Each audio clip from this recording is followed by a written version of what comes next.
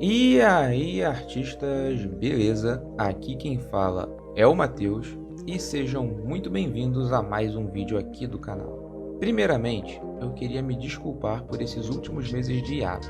Aconteceram muitas coisas, mudei de emprego, de cidade, etc.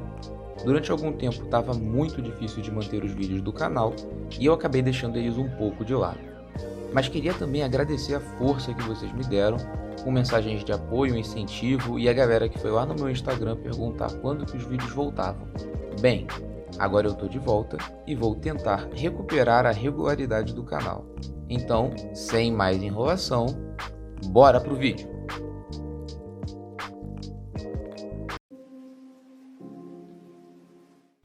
Eu conheci esse universo do Invencível, como a maioria de vocês, pela adaptação animada da Amazon. E o início é realmente um choque devastador. A forma como vemos esse universo ser introduzido, com a condução de uma trama tradicional e até meio clichê de heróis, para logo em seguida ele ser subvertido completamente, logo no primeiro episódio. Te cativa e te prende ao enredo. E a trama logo em seguida se desenrola de forma orgânica, passando por um mix do que, na minha opinião, são os personagens mais realistas de universos de heróis, com um mundo dos mais fantasiosos, mais fantásticos. E esse mundo vai sendo apresentado enquanto a trama se encaminha na direção de um clímax inesperado, surpreendente, com uma resolução confusa. E um gancho que te deixa bastante curioso. Por isso, logo depois que terminei a primeira temporada, fui correndo para ler os quadrinhos, e assim, essa se tornou a minha história preferida de super-heróis.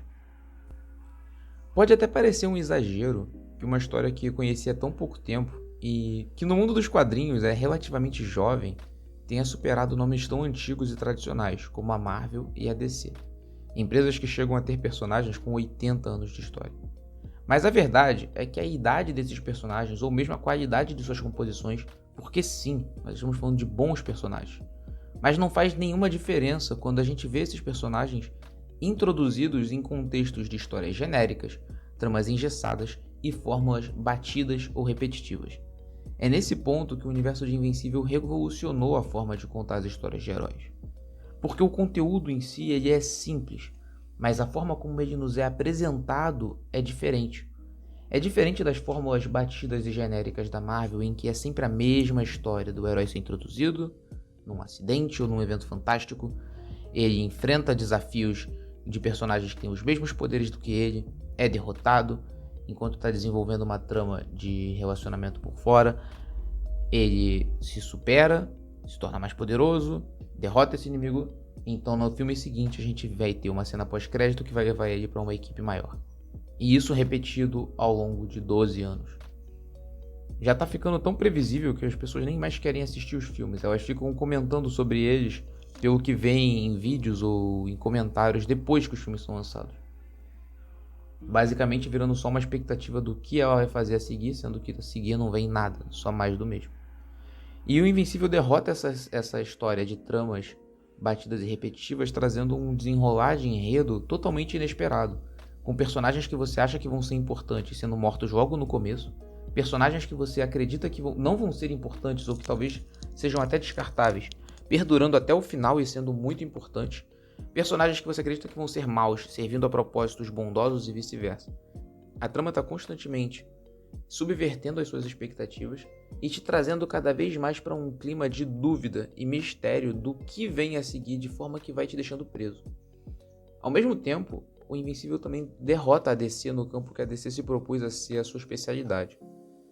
Nós passamos muitos anos acompanhando aqueles filmes horrorosos em que eles tentavam ser sérios, solenes, pesados, preto e branco, tentando trazer o máximo de sobriedade e realismo e as consequências daqueles seres nos nossos mundos. Bom, a DC conseguiu fazer isso ao longo desses anos de forma brega e bastante desinteressante, em muitos filmes até entediante. Invencível traz personagens leves, carismáticos, engraçados e coloridos, mas ao mesmo tempo com tramas pesadas, complexas, problemas psicológicos, falhas de caráter, personagens que muitas vezes são heróicos, são bondosos, mas que têm erros terríveis na sua vida pessoal. E ainda assim, sem deixar que a história se torne brega ou que se leve a sério demais, sem aquele tom solene que o Zack Snyder gostava de trazer para os filmes dele. Não, aqui os personagens eles podem rir, eles podem ser engraçados, eles podem ser até bobos, e ainda assim ter histórias complexas e pesadas por trás das suas criações que fazem com que eles se tornem sérios e que você leve a sério os seus dramas, mesmo que eles não estejam se levando a sério o tempo todo. Desse modo, acredito que Invencível conseguiu derrotar as duas empresas muito mais antigas e muito mais pesadas nos dois pontos nos quais elas mais falharam.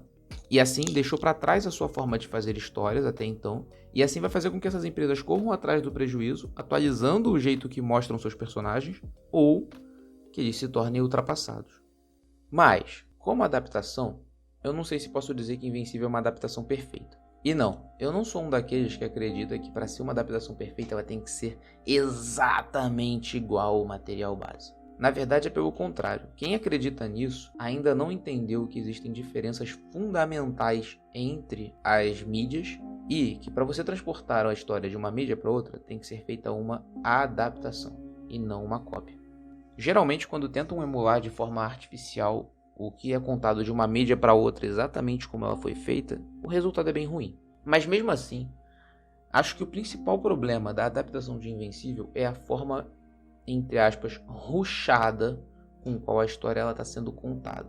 Muitos dos arcos estão sendo simplesmente atropelados, às vezes arcos inteiros de 2, 3 quadrinhos são contados em metade de um episódio, junto com outro, e vários arcos que eu considero minimamente importantes acabam ficando também cortados. Algumas adaptações ficaram melhores. Ressalto que a periculosidade do Omni-Man e a insignificância da humanidade em relação a ele é muito melhor contada na série. De forma que a batalha final faz com que você tenha muito medo do personagem e fique aterrorizado com a ideia de que mais seres da raça dele voltem. Porém, ao mesmo tempo que a gente ganha isso, a gente perde a emoção que foi no quadrinho. É realmente arrepiante ler o diálogo entre o Omni-Man e o Mark. É muito mais profundo que o combate nos quadrinhos seja desenvolvido somente entre eles dois, sem interferência de Cecil Stedman, sem interferência de exército, monstros gigantes ou qualquer outra coisa. Você vai vendo o Omni-Man batendo nele e destruindo o mundo ao redor enquanto eles vão trespassando diversas cidades, e a face do Omni-Man vai mudando. Ele vai se sensibilizando pelo fato de estar matando talvez a pessoa que ele mais ama. E isso fica muito nítido da forma como ele conta, inclusive, que se importava assim com a mãe dele. Nas entrelinhas ele diz: teve várias oportunidades de sequestrar o Mark e criar ele como um Viltrumita em um lugar isolado da Terra, mas que não fez isso para não magoar a Debbie. Isso na série parece muito menor, parece na verdade que ele realmente só vê ela como um pet, enquanto no quadrinho ele diz não se importar com ela, mas enquanto ele vai falando isso nós vemos nos flashbacks que tem algo a mais aí, o personagem acaba ficando mais complexo. Enfim, nós ganhamos umas coisas, perdemos outras. Outro bom exemplo é o arco da invasão Flaxan. Nos quadrinhos, ela é quase uma coisa sem função. Basicamente, são poucas páginas de invasão alienígena frenética em um combate que só envolve o Omni-Man e o Mark. E basicamente acaba sendo um motivo, uma forma, do mundo saber que o Omni-Man tem um filho, já que durante a batalha, o Mark acaba cometendo o erro de chamar o Omni-Man de pai. Na série, no entanto, é um arco muito importante, dramático, em que nós vemos o peso de termos heróis inexperientes tendo de enfrentar problemas tão grandes, já que tínhamos acabado de ver os Guardiões do Globo resgatar dezenas, centenas de pessoas com facilidade, sem causar baixas, neutralizando um problema com disciplina e organização. E o Invencível inexperiente, jovem, acaba causando mais danos, mais dor do que ajuda, tentando salvar aquela senhora idosa e despedaçando ela no processo. Na série, eles conseguiram fazer com que essa parte da história fosse muito mais importante e muito mais pesada do que ela é no quadrinho, em que na verdade é até esquecível. Mas esses são apenas alguns exemplos. Num geral, se não for uma adaptação excelente, ela é muito boa. Na verdade, até acima da média. E eu não estou aqui me importando muito com as questões de mudança de cor e gênero dos personagens, porque nessa obra eles estão sendo mantidas em suas essências. Alguns deles, inclusive, as mudanças não fazem qualquer diferença, como é o caso da Amber, que consegue ser ruim nas duas formas. É uma personagem, tanto nos quadrinhos quanto na série, chata, e até em muitos pontos desinteressante e dispensável. Em outros, como o caso do Raio Encolhedor ser um homem nas HQs e na série ser uma mulher, simplesmente não faz diferença nenhuma. Mas bem, eu comentei com vocês até agora os motivos que me fizeram me apaixonar pela série, a forma como eu acredito que ela superou os personagens que nós já conhecíamos da Marvel e da DC, e o quão boa ela é adaptada. Mas ainda tem um algo a mais, ainda tem algo que torna ela ainda melhor para mim. E nesse caso, talvez ela seja especial somente para mim, porque se trata de um ponto de vista. Porém, ainda assim, como é um canal que trata bastante da minha opinião, eu queria compartilhar esse ponto de vista com vocês. Porque eu vejo muitas vezes as pessoas comentando que Invencível é um excelente universo com um protagonista não tão interessante, ou que talvez seja, de certa forma, a pasteurização genérica de um personagem tradicional dentro de um universo nada tradicional. E nesse ponto eu discordo veementemente da maior parte das pessoas que eu já vi tendo esse tipo de comentário. Para mim, o Mark Grayson, o Invencível, é o que de fato torna essa história tão especial. Em um mundo tão violento, pesado, com consequências tão reais para os poderes que são inimagináveis à humanidade, nós temos um personagem que é sim a concentração de todos os conceitos tradicionais de um super-herói. É uma história que traz um protagonista que não quer matar, em um mundo em que vários dos heróis matam e que muitos dos vilões são cruéis e destruidores não só de forma física, mas de forma emocional e psicológica. Esse herói, ele traz um contraste necessário para esse mundo. Como aqui no canal nós também tratamos muito de arte, pintura e desenho, vocês já me viram falar outras vezes do quanto que essa questão do contraste é importante.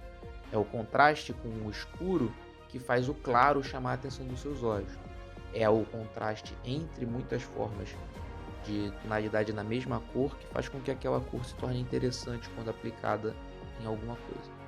Dessa forma, o contraste de uma mente virtuosa, de uma alma pura, entre aspas, nesse mundo tão violento e sujo, faz com que a gente tenha nojo e sinta-se ofendido, até afetado pela maldade de muitos personagens e sinta-se sensibilizado com as coisas que o personagem vai descobrindo. Ainda assim, embora seja um personagem bondoso, ele não é eximível de falhas ou de erros. Como é um universo muito mais realista, ele muitas vezes vai fazer coisas das quais ele se arrepende e vai fazer coisas que ele não deveria ter feito que podem causar mal a milhares de pessoas. Afinal de contas, os poderes dele são incomensuráveis. Ainda assim, ele faz esses atos tentando chegar num resultado positivo. E vocês vão ver ainda ao longo da série, se determinados arcos forem adaptados dos quadrinhos, que as tentativas dele de redenção podem fazer com que ele faça ainda mais mal às vezes, outras vezes que ele demonstre uma virtude enorme.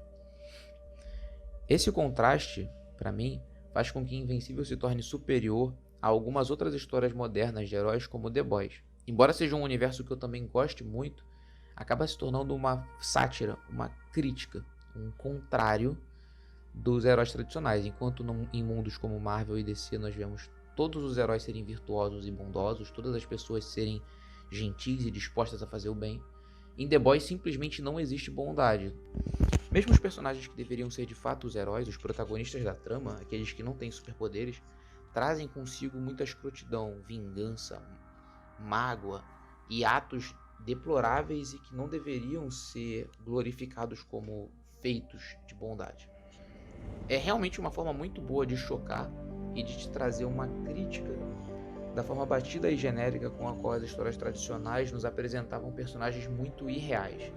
Mas, desse jeito, o The Boys acaba trazendo personagens irreais para um outro lado, personagens excessivamente sombrios.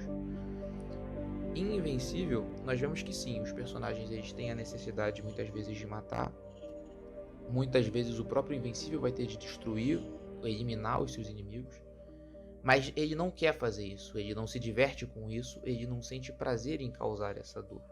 Ao contrário, Invencível acaba se tornando uma história sobre consequências. E nesse ponto vale ressaltar a comparação óbvia entre o Mark e o Homem-Aranha, sua inspiração mais próxima, já que provavelmente é um dos personagens preferidos do Robert Kirkman, o criador. E ele faz bastante questão de deixar essas comparações entre os personagens bastante óbvias, inclusive no crossover que ele faz entre os dois títulos quando os dois se encontram. O Invencível, ele tem todo o peso de ter esses poderes imensos e a responsabilidade que eles trazem, assim como o Homem-Aranha. Mas ele vai mais além, trazendo ainda uma discussão sobre o que ele deveria ser enquanto alguém que traz esse legado. Ele deveria ser aquilo que o pai dele queria que ele fosse? Ele deveria honrar o legado que ele traz carregando com a raça dele? A cultura do povo que ele nem conheceu? Ele é o que ele é por aquilo que ele pode fazer? Por aquilo que disseram que ele deveria fazer por parte da sua família? Por aquilo que a cultura dele diz que ele deveria ser? A cultura com a qual ele foi criado ou a cultura com a qual ele traz o legado sanguíneo?